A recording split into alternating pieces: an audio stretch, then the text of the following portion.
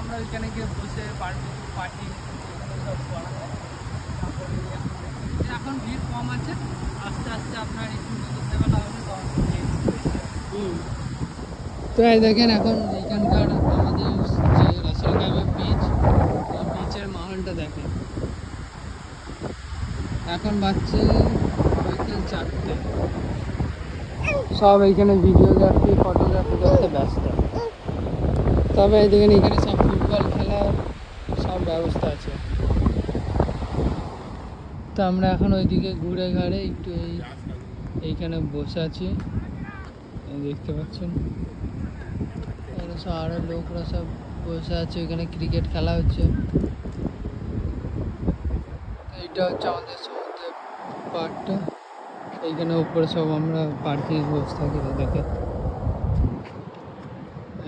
এদিকে হচ্ছে বিচ। এখন মগরেব হয়ে গেছে, কেন আজান দিইনি, দেবে এখন।